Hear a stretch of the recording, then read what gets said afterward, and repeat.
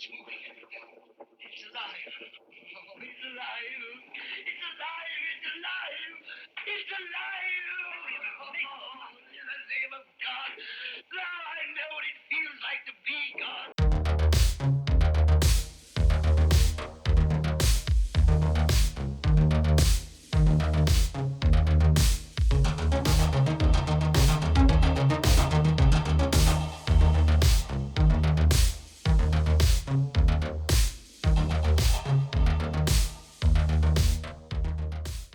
Hello, friends and fiends. Welcome back to another Blood and Guts creature feature. And this time we got a special holiday creature feature for you. How's it going, Mad Matt? I'm doing great, Evil Adam. And as to all of our boos and ghouls out there, Merry Christmas, Happy Holidays to you. Like I said, I'm very excited about this episode because it's one we've been wanting to do for a little while, but we knew probably wait for a good Yuletide event. That's right. And what is that today that we're going to talk about? That would be Krampus. Oh. It's the shadow of St. Nicholas. I love that. I love that monologue. I love this whole film, and it's another great holiday staple at my house.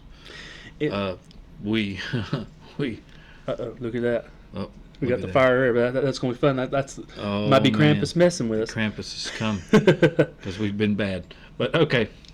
But like you said, one thing about this is it's based off that Austro-Bavarian folklore. Oh yeah. And like I said, I really dig the history on Krampus. And oh man, Yeah. You There see we go. what happens, folks, when Yeah. you start talking about the shadow of St. Nicholas here yeah. on the channel. So definitely love that folklore, and for all of our HHN people, and that when they based that house off the movie, that was always fantastic as well. Oh yeah, I heard that house was awesome, and that's one of those ones I wish we could have went through. Cold house, and it was pretty much representative of the film. So Yes. oh yeah, So that's definitely one like on our the houses that got away. I wish we could have definitely seen. So maybe one day. I know it was on the speculation last year. that's right.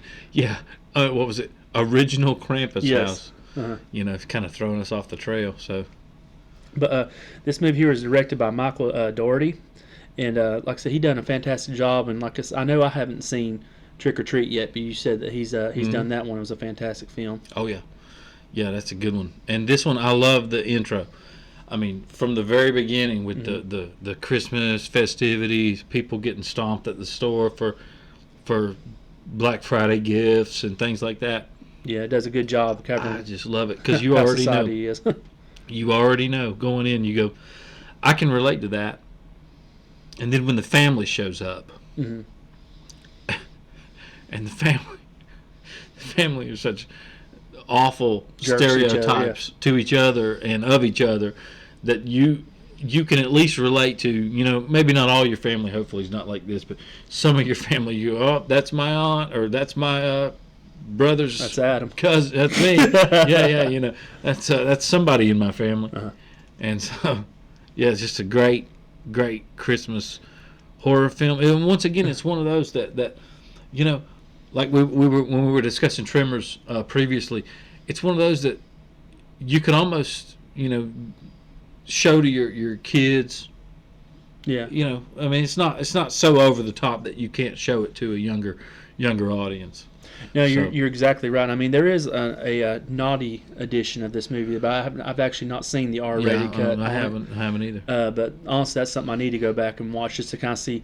I wonder if they took out any gore, or if it's just the language. Because I know when I was reading online doing research, they said most of it was just language they took out of it so they could make it a PG-13 cut. So Right. And I mean, this is normally I don't care much for PG-13 horror movies, but this is one that really delivers. It doesn't skip out on the scares. Like it's got some good gore in it as well. Oh yeah, and the monsters, the effects, the makeup effects, Yeah.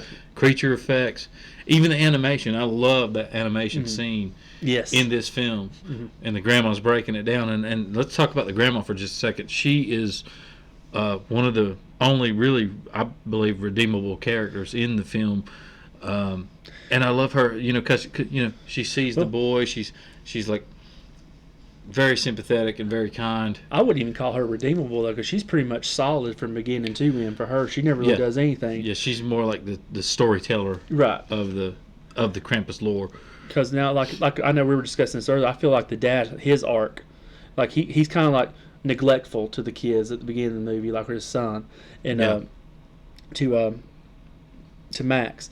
But then like throughout the movie, like where he's all of a sudden he's got to protect his flock, as they say. He really, I think, becomes redeemable, because in his last words to his son, spoiler alert, is tells him how he loves him and stuff. So like I said, it tugs at your strings. But like I said, like go back to the grandmother, like you said, 'cause she's like definitely the glue of this movie, because she ties it all together and lets them know what they're dealing with. And kind of the glue of the family as well, because she's the one that just kind of, gives that grandma, like, kind of rolls her eyes and shrugs her head about all the drama that's going on. She's kind of just like, let's keep the peace, and that part is just great. But yeah. One thing I love about this movie, though, where you were talking about the beginning a few moments ago, the director does a fantastic job, and they did this purposefully, where the first third of the movie just feels like beat for beat, just your typical Christmas movie. They really want to get you, like, with the music, the setting, like they have all the presents coming in, the meat and the dinner, and just like get you in that Christmas mood before all of a sudden it just takes a turn on its head, and then you get the horror aspects into it. Oh yeah. And when they do bring that in, they bring it in very well. Like, and especially with the creature effects, and he kind of comes in, there's a blizzard coming in the chimney, fire goes out, all this kind of good stuff. So you're really like, what am I watching? Well, like you said, and that's one thing I really praise the director for this movie. It had a short turnaround time. Like when I was doing my research, it said it filmed between March and May of 2015, so only a 2-month shoot. Come out in December later that year, so then you're only talking about a 5-6 month turnaround time to edit it, get the effects right, which they did a great job, because they really did an abundance of practical effects and effects within camera, which to me pays off, because the movie's going to really never age in that aspect. It's going to age well, like fine wine, because it's going to always look great in my eyes. But like I said, they do a great job with those practical effects and keeping that in camera. Like I know we were discussing earlier, like the scene with the Jack in the Box. Oh yeah, and under the car, that tension with the little turn into the Jack in the Box. And actually, Friends and Fiends, if you want to go back and have some fun, you can go back to their I believe it was the director, and they were having a meeting, or they were just beginning the idea, and you can look at the artwork that he did. Some of it's even on a napkin. Right. So they're having a meeting, and he's got this quick scribbles of a Krampus, and it's got sticks for antlers, kind of instead of the traditional, the big horns and stuff. But the artwork, and if you are like us and love artwork and behind the scenes stuff, you'll see that you can watch the artwork evolve as he will do, a quick scribble on a napkin to here's a more detailed idea, here's a more detailed Krampus, right. And it takes form into this what you see in the film. And I love the mask. Yeah. Because it's not so much he's wearing a Santa face, but he's wearing a face that's resembling Santa Claus of an old man. What I love about it too is, like, when you mention that mask, you never see what's underneath that mask. Never. So it leaves it to your imagination. Like, how awful could he possibly look? Because you can see his teeth and the long teeth tongue. and the tongue, but never the eyes. Right. And it's just kind of loose. And that was a question that was posed to the director many times, was, is he wearing Santa's face as a mask? To which he replied, no, it's not Santa's face, but it is a person that does look like Santa, which means, obviously he's skinned a face, and he's wearing it under the Santa suit. And the sound effect of the chains, and the hoofs, and all the stuff is just in the snow, and coming down the chimney, and it's. I didn't write down that actor's name that played that part, but my gosh, they do a perfect job casting him, and he, like to say, wears the suit well, and it looks great on camera. Oh yeah. And it's like, you just talk about what's great about that character, and I mean, this is more how it's written than what he done as far as acting. But I mean, the way it's so well written, the director wanted to feel like you think the audience, or you think that the family's getting the upper hand on, because they know that we got to keep that fire going. We can keep them out if we do this. But in reality, Krampus is just toying with him, because he's very maniacal. He's got all those powers too. Right. He could have come in from the first second and knocked down the wall if he wants to. But. Exactly. But he just sends the minions, the gingerbread, and the other Dinsians in there, and they more psychological warfare. Is what really do thing. And you got a good cast here. Yeah. I mean, you got Toni Collette. You got Adam Scott. Adam Scott. You got I can't remember David Koechner, I think is how you say it. David Koechner, yeah. Koechner, and you know, Champ Kind is in here for you, and whammy, and what's the name of the character actor that plays the aunt? Conchata Ferrell. Yeah, and she's great, and just her line reminds me sometimes of the way I feel at some family functions. You know, where's the nog? Let's get married. You know, like that. Sometimes you walk into a family function and that's what you say. And so it's very much like you'll find an element that you go, oh, well, that's my aunt, that's my, you know, cousin or somebody, you know, and I like that they can relate to that in this. But when the power goes out, you got that blizzard, and he sees the hooves in the snow, and he's like, what kind of deer what size deer would that be? You know, kind of thing. So there's, you know, and he breaks out the weapons, and it's just a good, fun holiday film for you to watch with the lights off, and it's like you said, it's creature feature, and it quickly turns into a survival horror film as well. Because they're having to board up the house, we're taking turns like standing guard, the guy ration the food, and like I said, there's just so much, and it's amazing because the director, going back to him just for a second, his original idea, he always wanted to do a Christmas movie. He said a scary Christmas movie, but he never could think of what to do. And whoever sent him the Christmas card of Krampus, because he never thought about that. Thank you, madam or sir, whoever sent that card, because we got a fantastic movie. Because then 2011 is when he actually started going into fleshing out the story and going into pre-production. Then we have those napkin drawings, and all that stuff. But it turned into something, and let's go a little bit into the animation of this thing. I love the fact that there's animation, and I'm a big fan of certain types of animation, and this one really does it. When the grandma's describing how events went down in the olden times and stuff, you know, and this animation is really, it's almost like a sepia toned. It's really dark. It's a great animation. Well, I got a question for you before we transition, because I was doing research on this today, and one of the theories I've always thought of in my head, there's two theories on the ending, and the director does a great job of leaving it ambiguous because he really wants you to think for yourself, like how you think. So the first theory is that Max and his family are having to relive that day over and over again, Christmas morning, where they're together, and basically it's like their own version of hell where they're going to be stuck in it. The other theory is that Krampus is actually giving them a second chance, but then being the snow globe is just representing him watching over that family. So with me, I always went with the theory of they're reliving that day over and over, and that's kind of why they have that look with each other when they see the bell that comes in there. Like a Groundhog Day scenario. Right, like are we going through this again? So what do you think about the theories? The reason I think it's the second theory of second chance is they wake up, they're all so happy.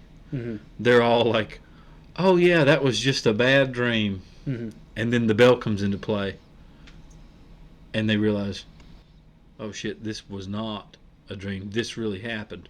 That's keeping them in check. In my opinion, that's keeping them in check, and they can realize that, and they can say, okay, it's almost like that Scrooged, you know, crossroads in the story Scrooge. You know, oh, I can change. I have the ability to change. So going forward, I won't be an asshole. I'll be a better person. But if I go back to being an asshole, I may pay for it. Krampus is going to get us. So, and honestly, that's the way. I mean, I like to think about it like that. I don't know if the director wanted to go with that, but there actually was a comic book run for this, and that's that theory, like the one that you agree with, that's the theory they went with, and Krampus is keeping them checked. So I have not read that comic book myself, so I really don't know how that plays out, if they fall back into it or not. But at least, like I said, that gives credence to what you're thinking as well, because I never really thought about that until I done the research on it today. And another fun little tiny Easter egg for our Horror Nights fans out there is, in the house, Krampus, at the end, one of the ending scenes when you see the snow globes, there is different snow globes. There's the house where the family lives. There's the Michael Myers house. There's also Shady Brook Asylum for you Psychoscarapy fans like me.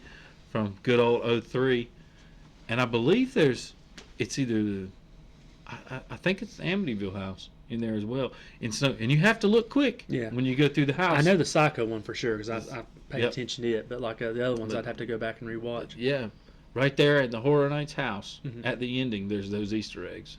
So, which is crazy to have somebody made a Shady Brook Asylum Mhm. snow globe and stuck it at the end of the Horror Nights house. And I'm like, the talent, just the talent. And so, and I even heard, Easter eggs that in this film, if you look really closely and really, really quickly, a lot of those houses on the street when the blizzard comes are houses that are made to feel like houses from Ferris Bueller. Right. What were some of the others? There might be an Amityville in there as well, Mhm. and a few others. But yeah, there's some nods to classic films in the in the street scenes. I know, and I can't remember which, like, where you're talking about. I know, like the scene where they're going to the boyfriend's house. That's one from another horror movie too, and I cannot think what house like they base it And from. I So, do remember seeing the Ferris Bueller one kind of clearly, but the others are kind of. so if you do remember, Fright fans, leave in the comments what that house was. Which One is a great tip of the hat there. Oh yeah, it's fantastic.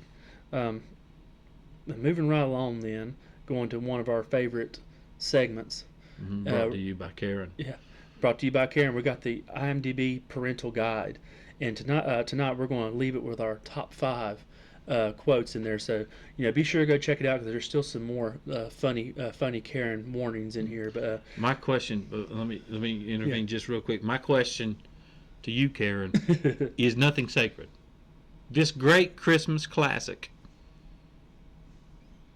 you still got to jump on the internet and give it some guff. Now I'll leave it to you. I'm just going to rant on Karen. So number 5, a woman makes a joke about squirrels holding their nuts. I can't believe it. I know. I can't believe it. I'm not going to watch this. I'm going to switch over to good old Jim Stewart in A Wonderful Life. Oh man, number 4, a young kid is eaten alive by a Jack in the Box toy.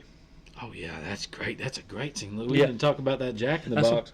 I guess we need to cut that though. I mean, Karen's mad. We got to cut that. Karen's out. mad, but you know what? I love it because that one, especially in the attic, Yeah, that's like almost like snake-like, and it kind of comes down with the mouth that splits open.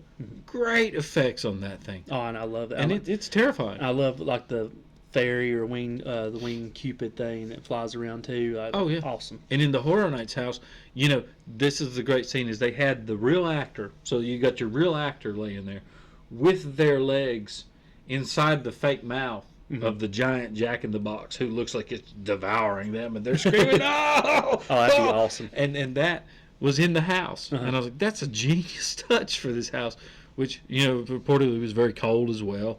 So, but yeah. Let's keep ripping it. Number 3, you're gonna love this one. A scene insinuates that a photo shows a man dressed as Santa Claus staring at a teenage girl's behind. The mother shows her disgust. Oh man, I can't believe that. Yeah, in this movie. Yeah, it's awful. Awful Christmas horror movies. Number 2, some of the evil creatures are stabbed and shot with a shotgun. They ooze green gooey blood. It's not graphic, but it looks like slime. I don't see nothing wrong with that one. I mean, that must be like the same parents that got upset with Gremlins being PG, so we had to make it PG-13. And then you got the gingerbread men with knives and things in this one. So I guess Karen thinks so setting that you things just on let him kill you. Don't shoot him though, because we don't want to see that gooey slime. no, that's going to ruin Christmas. And You've ruined Christmas. Number 1, this is my favorite one by far because we love the crazy aunt that we're talking about. Yeah. An older aunt who doesn't like kids shows 3 children how to make peppermint schnapps. Then when the chubby boy wants a taste, she shares it with him. When he tries it, he indicates that he does not like it. So see, that's nothing wrong with that, Karen. What's wrong with that? No, but Just putting him on the right path. yeah. Well, if he doesn't like it, then she turned him away from alcohol. She's done a great job then. That's that what way. I'm saying. So, close. And then Karen, just calm down. It's Christmas, okay? Calm down. It's Christmas. Christmas, Hanukkah, whatever you celebrate, just calm down. couple more fun facts. Then the director done a great job with this movie. It has a budget. You wouldn't know it by looking at it because it's really polished. It had a budget of $15 million, but went on Wow. Yeah. to make $61.5 million worldwide. So Yeah. for a horror movie, done a pretty good job. Yeah, and it's set. I mean, not all of it, of course, is set in one location. There's a Right. few different locations, but for the most part, it's set in the house, Mhm. which is really good for that time. Yeah. Yep. And yeah, the blizzard, everything. Yep. Just I love it. So I believe that about wraps up Krampus with a nice big bow on Christmas Day. So let us know, Fright fans, what do you think of Krampus? Is it a yearly staple for you? For me, I was a little late to the party. I just discovered this movie last year with my family, and like I said, that's one we love dearly now, and plan on watching it every year. Like I said, I've already watched it once. I'll probably watch it again, between now and Christmas. So. Yeah. Let us know in the comments how much you love this movie, or if you dislike this movie, let us know. Be sure to like and subscribe, and share this video with your friends, enemies, Yeah. crazy aunt. Crazy aunt that likes to drink a lot of eggnog, and you know it's best watched in the dark. And I've done this. I've tested this theory, so you can. This is Evil Adam tested theory. In the dark, if you have a fireplace or one of those small fake fireplaces that put out heat, that's perfectly fine too. In the dark with one of those fireplaces going, a little bit of eggnog, a little bit of bourbon, a little bit of nutmeg, a little bit of cinnamon, and you got yourself a festive drink, festive holiday horror film. And we hope that you guys have a happy holidays wherever you are, whatever you celebrate. We hope that it's good. We hope it's full of cheer. We hope you got a belly full of food and a good Great company. great company and a hearty drink. And as always, friends and fiends, stay tuned for more craziness on Blood and Guts. HHN.